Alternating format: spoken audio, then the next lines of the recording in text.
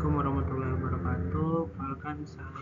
Kami dari tim PBL 408 Recorder kelas TRP 4C Malam. Dan ini adalah para anggota tim PBL 408 Recorder beserta Manpro. Dan next saya akan membacakan tentang urgensi keamanan Pakaluna minggu 1. Keamanan merupakan fondasi utama dalam membangun kepercayaan pengguna terhadap sebuah sistem. Pengabaian terhadap aspek ini menimbulkan risiko serius dari kebocoran data mahasiswa hingga penyalahgunaan aset musik secara ilegal. Perangkat lunak yang aman harus memiliki kapabilitas untuk menangani skenario anomali, termasuk upaya manipulasi yang bertujuan untuk mengeksploitasikan celah dalam logika program. Oke, thank you Zidan. Selanjutnya ada implementasi metode Secure SDLC. Penerapan metode Secure SDLC memastikan bahwa aktivitas keamanan terdistribusi di setiap fase pengembangan.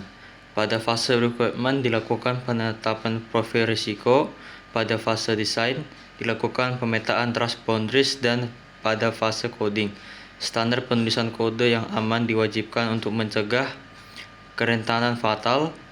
Metodologi ini memungkinkan deteksi dini terhadap potensi celah keamanan sebelum sistem memasuki tahap produksi.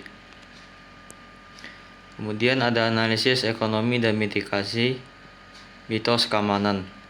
Implementasi keamanan sering dianggap sebagai hambatan dalam proses pengembangan, namun secara teknis, perbaikan kerentanan pada fase desain jauh lebih efisien secara biaya, mencapai penghematan hingga 10 kali lipat dibandingkan perbaikan pasca rilis. Realitas di lapangan menunjukkan bahwa serangan fiber dilakukan secara otomatis oleh bot yang memindai alamat IP publik secara acak, sehingga skala sistem tidak menjadi parameter keamanan bagi penyerang. Kemudian ada atribut JIA Threat and Framework AAA minggu kedua. Struktur pertahanan sistem dibangun berdasarkan prinsip JIA Triad, confidentially menjaga kerahasiaan data melalui enkripsi AES 256, integrity menjamin riwayat aset tidak dapat dimanipulasi melalui mekanisme hashing, dan availability memastikan layanan tetap tersedia meskipun terjadi gangguan jaringan. Selain itu, framework AAA diterapkan melalui authorization untuk validasi identitas, authorization untuk pembatasan hak akses berbasis peran atau RBAC, serta accounting untuk pencatatan log aktivitas yang komprehensif. Penjelasan selanjutnya akan dijelaskan oleh Marcel. Oke, terima kasih Jose. Selanjutnya klasifikasi data dan proteksi privacy, yaitu data dikategorikan ke dalam 3 tingkatan untuk menentukan strategi proteksi yang tepat, yaitu kategori restricted, mencakup hash password dan data biometrik. Kategori confidential, yaitu mencakup identitas mahasiswa, dan sementara kategori public adalah mencakup status ketersediaan loker. Jadi pemisahan ini krusial agar mekanisme enkripsi yang lebih kuat dapat difokuskan pada data dengan risiko dampak kebocoran yang tinggi. Selanjutnya, analisis misuse case ialah pemodelan ancaman dilakukan dengan melalui misuse case untuk mengidentifikasi skenario penyalahgunaan sistem oleh aktor jahat. Fokus analisis ini meliputi seperti potensi serangan brute force pada pin locker, serta upaya pencurian sesi login, atau dalam bahasa Inggrisnya session hijacking. Sebagai langkah mitigasi, sistem dilengkapi dengan fitur rate limiting dan mekanisme penguncian akun otomatis untuk menghentikan upaya serangan secara real time. Terima kasih. Selanjutnya akan dijelaskan oleh teman kami. Nah, terima kasih Mas. Kali ini saya akan menunjukkan tentang prinsip fundamental security by design. Arsitektur sistem mengadopsi prinsip less privilege, di mana setiap proses hanya memiliki hak akses seminimal mungkin. Konsep defense in depth diterapkan melalui keamanan berlapis untuk menjamin perlindungan data meskipun salah satu lapisan pertahanan berhasil ditembus. Jika terjadi kegagalan sistem, mekanisme fail-safe akan memastikan loket tetap dalam kondisi terkunci demi menjaga keamanan fisik aset di dalamnya. Selanjutnya, identifikasi ancaman stride. Metode stride digunakan untuk memetakan potensi ancaman secara sistematis. Analisis mencakup potensi spoofing di identitas perangkat.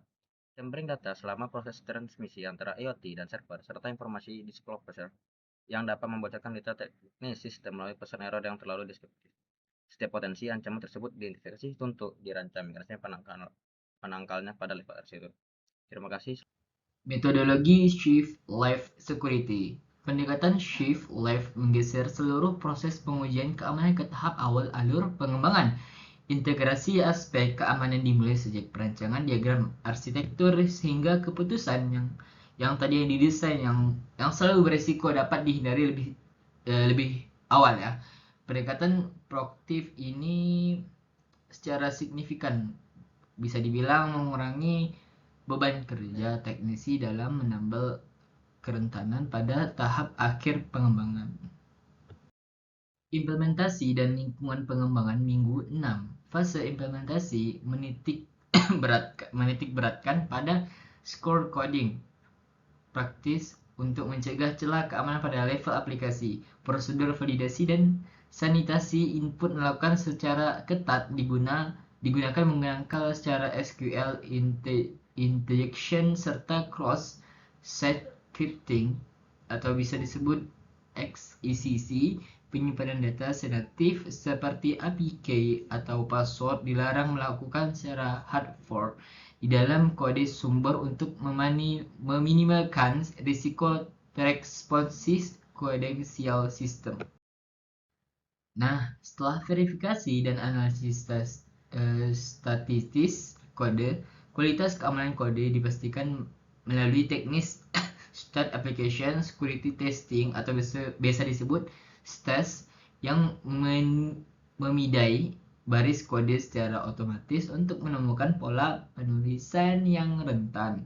Pemindahan otomatis dilakukan pada manual code review.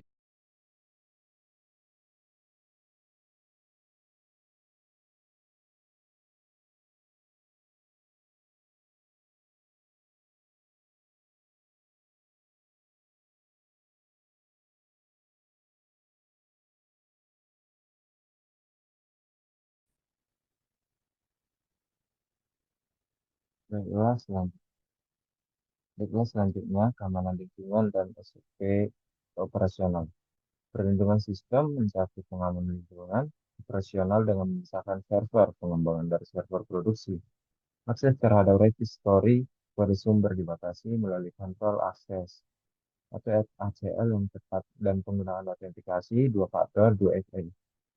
Selain itu, prosedur operasional standar atau SOP ditetapkan untuk menangani insiden, keamanan, serta pembaruan sistem secara berkala guna menghadapi ancaman cyber yang terus berkembang. Terima kasih.